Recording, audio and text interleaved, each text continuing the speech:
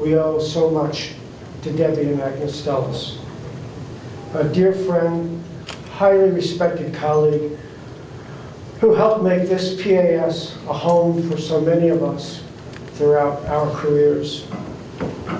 Perhaps it's altogether fitting that we now take time to honor and remember her during this event that she helped create for a period of over 36 years. So many of us have got to know Debbie in snippets of time, but I think when you reflect back and realize how long she was part of our organizations and the fiber of who we are, it's quite astounding.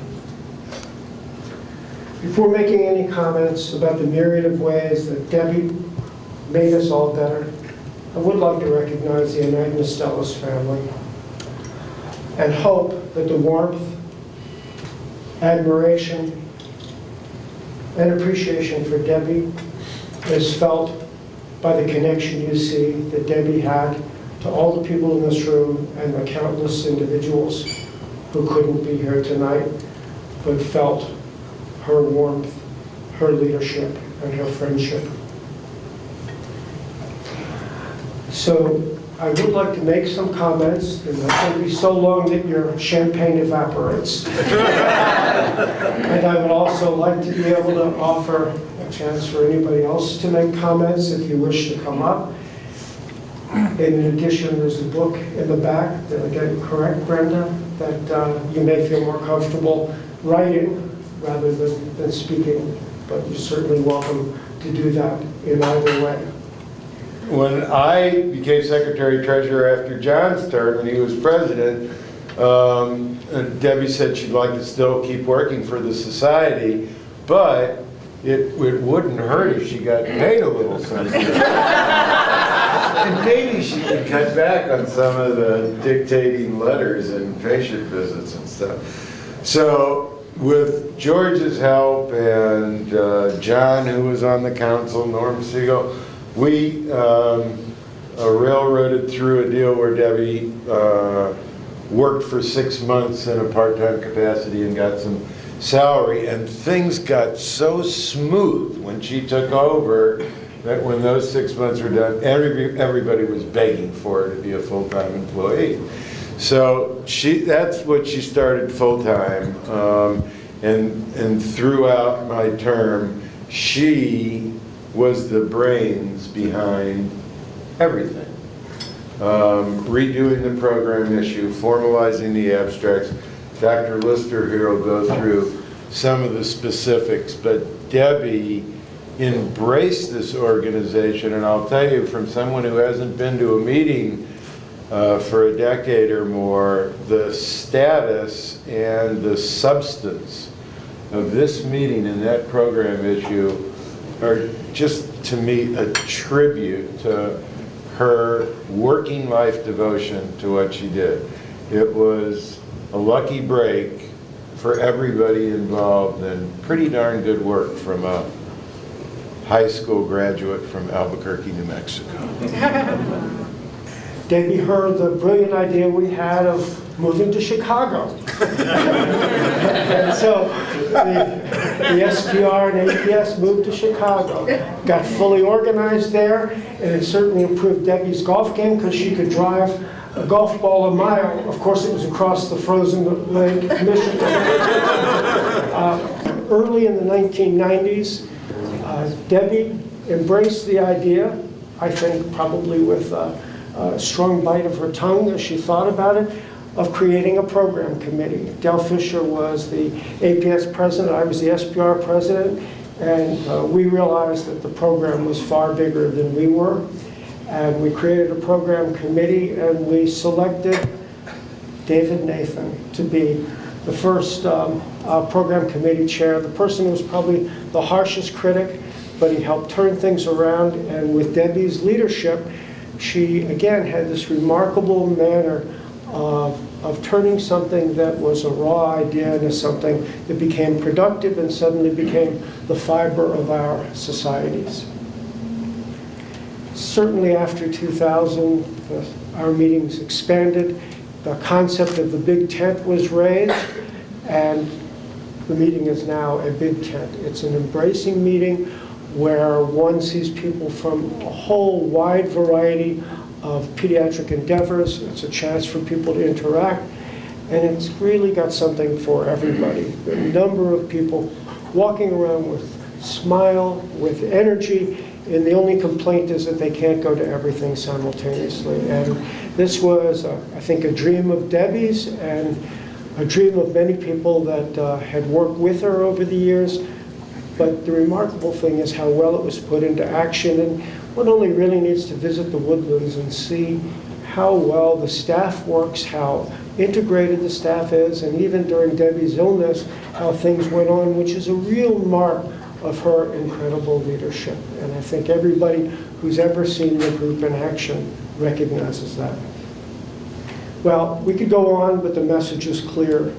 A meeting has grown from what I said, 2,000 to 7,000 or more. The council officers have come and gone.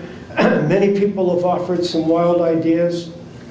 However, it was Debbie who had the gift at once of being a carpenter, who had a pocket full of shims, a plumber who had CO2 cartridges to keep us afloat, and a guide with a compass to remind us where we're headed. There's no one whose name is more emblematic or more symbolic of what we stand for. And Debbie was a master communicator. Unlike nearly every secretary-treasurer we can think of, Debbie had both the respect and adoration of everybody she worked and had the chance to work with. She took our battles and turned them into things that were productive, and took our meeting and just continued to raise the banner higher and higher. This memorial seems fitting and deserved for an individual that will remain a legend for all of us who knew her. Debbie, we thank you for elevating the quality of our societies and our activities, and for making us better people. To you, Debbie. You were her fan. She didn't have any children, but you were her children. I would just like to say that I go way, way back, all the way to the early days in New Mexico, when we worked basically at a strip mall out of a little office, and we had the abstracts in boxes, and we sorted them, and basically Debbie did all the work, and we sort of helped her out. And the meetings were put together, and they've grown and they've developed. And I'm incredibly pleased that all of you came this evening, and that this is more of a traditional Irish wake. We're all having something to drink, and we're having a good time, and we're thinking of her. And salute to Debbie. Thanks very much.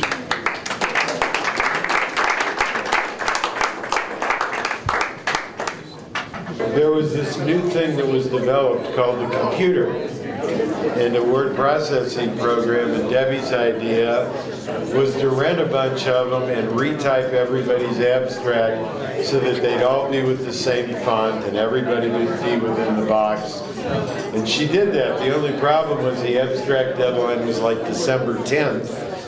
And so it was always over Christmas vacation. And so Debbie would get all her friends, her mom, a couple of department secretaries, a couple of us had worked there, and rent these K-Pro computers that had no storage. They had 2 floppy disk spaces, one for the program and one for what you were typing on.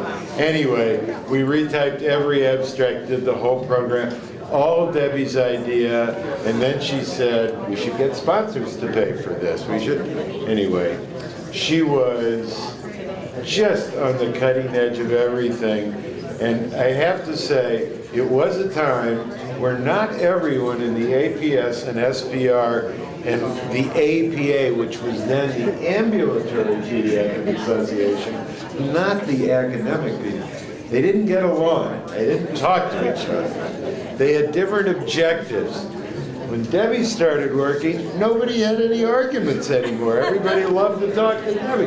And the only reason everything's together with 3 or 4 more societies added on is because she had the unbelievable ability to make everybody she was working with think that their point of view was what she was striving for. And in fact, she was. She's an unbelievable person. It'd be impossible to replace her. I hope everybody remembers her forever.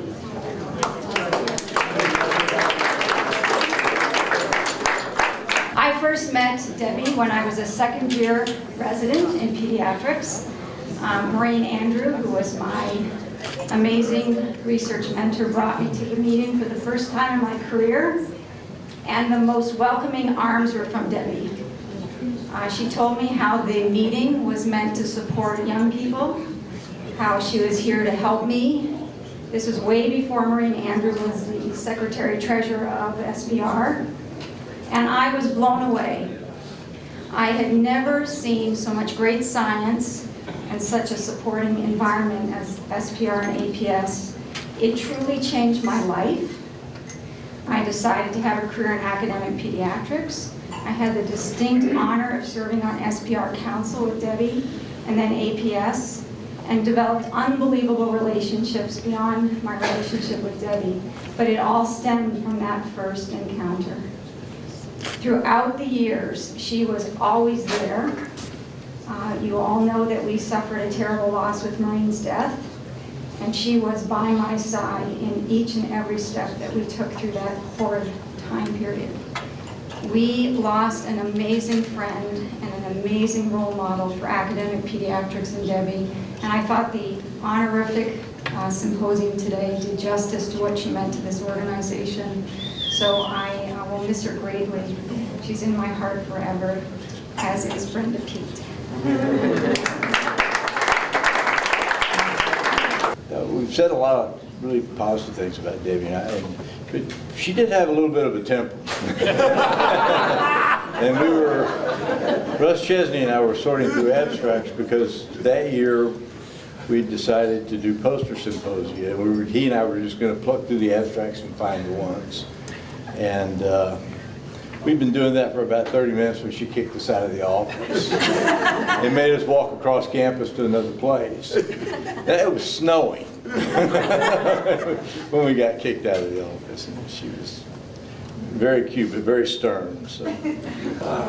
Folks, it's time to celebrate. Time to celebrate. How do you